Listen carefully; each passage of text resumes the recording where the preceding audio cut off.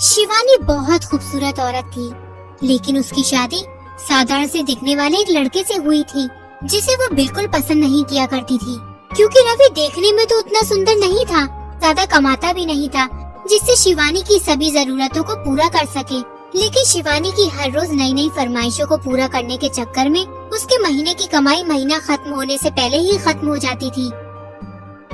एक दिन की बात है, जब शिवानी अपने बेड पर मुंह फुलाकर बैठी हुई थी, तभी वहाँ रवि आता है और उससे बोलता है, शिवानी, तुमने अभी तक नाश्ता नहीं बनाया। मुझे ऑफिस जाना है और तुम अभी तक सो रही हो। रोज रोज इतनी सुबह मुझसे खाना नहीं बनाया जाता। अगर इतनी ही जरूरत है तो एक नौकरानी क्यों नहीं रख लेते? अरे यार, सुबह हो ही नहीं कि तुमने जली भुनी बातें करनी शुरू कर दी। तो क्या करूं? सुबह सुबह पैर धोऊं या आरती उतारूं तुम्हारी? इससे ज्यादा अच्छी तरह मुझे बात करनी नहीं आती। रवि समझ गया कि शिवानी को कोई चीज चाहिए थी, क्योंकि जब भी उसे कोई चीज चाहिए होती थी तो वो इसी तरह नाटक करने लगती थी। अच्छा बाबा, ठीक है, मेरी गलती है कि मैंने तुम्हें टोका। बताओ, तुम्हें क्या चाहिए? हाँ हाँ, बोल तो ऐसे रहे हो कि तुम मेरे लिए चांद का टुकड़ा भी तोड़ लाओगे। 2 हफ्ते से बोल रही हूँ सोने के हार के लिए, पर तुम्हारे कान पे जू नहीं रेंगती। अरे यार, सोने का हार बहुत महंगा आएगा और अभी बहुत तंगी चल रही है। मैं तुम्हें फिर कभी दिला दूंगा ना। तो फिर पूछते क्यों हो? क्या चाहिए? आप जाइए यहाँ से, मेरे सर में बहुत दर्द है, मुझे सोने दीजिए।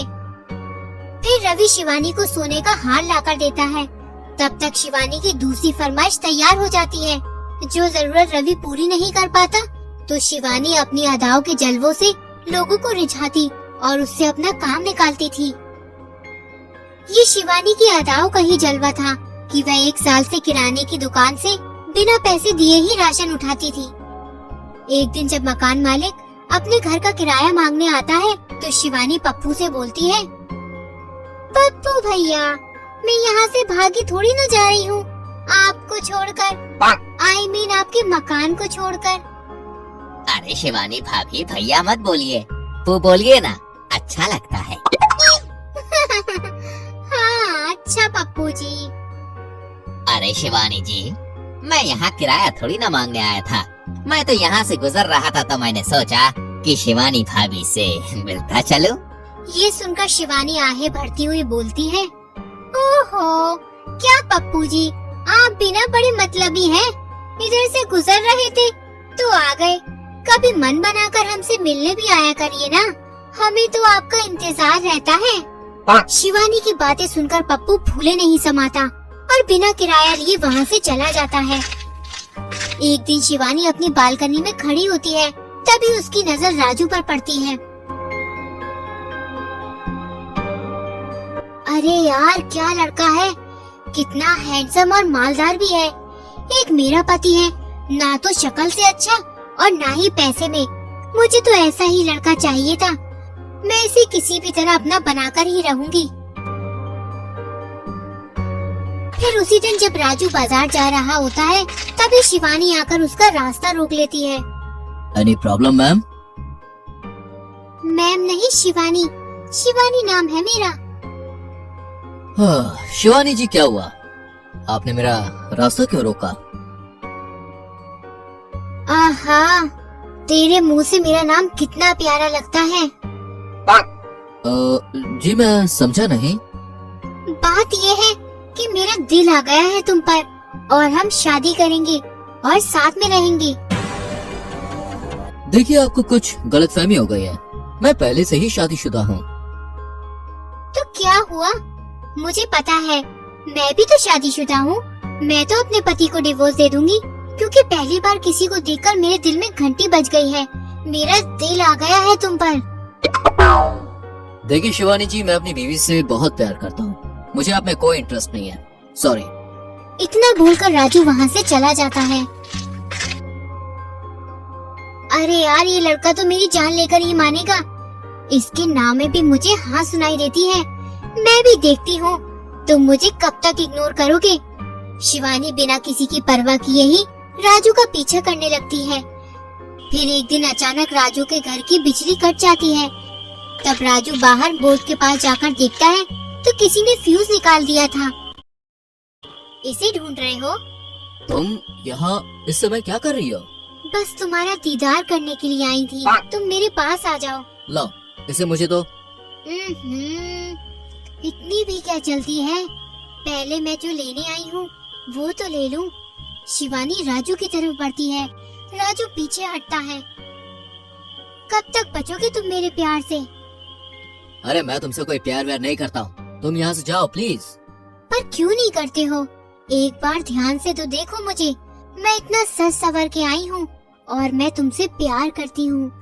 अरे यार तुम हद करती हो, मैं कितनी बार बोल चुका हूँ कि मैं सिर्फ अपनी बीवी से प्यार करता हूँ। तुम चुपचाप यहाँ से चली जाओ, नहीं तो मैं तुम्हारे पति से ये सब कुछ कह दूंगा।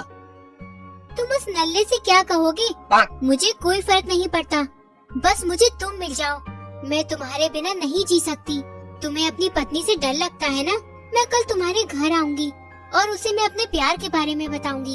इतना बोलकर शिवानी वहाँ से चली जाती है।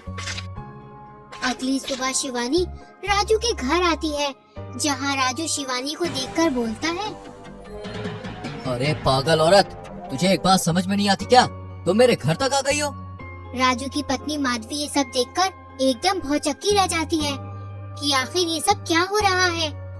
ओ जी, ये कौन है?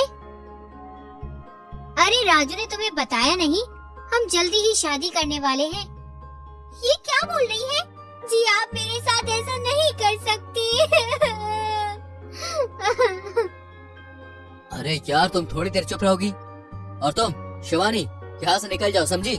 नहीं तो मैं पुलिस को बुला लूंगा। राजू को गुस्से में देखकर शिवानी वहाँ से चली जाती है। इसी तरह कुछ दिन बीत जाते हैं। रवि को पता चलता है कि शिवानी राजू के पीछे पड़ी हुई है। तभी रवि शिवानी के पास जाता है और बोलता है, शिवानी तुम मेरे पीठ पीछे क्या कर रही हो? पूरी कॉलोनी में तुमने मेरी नाक कटवा के रख दी है।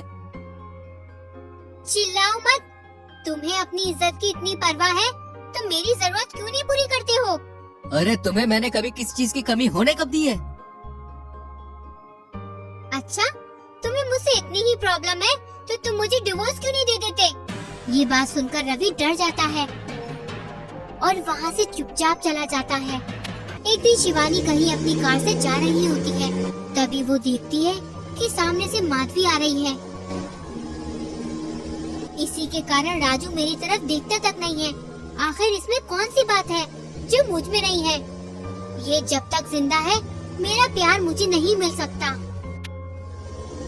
इतना सोचकर शिवानी माधवी के ऊपर कार चला देती है और वहाँ से चली जाती है।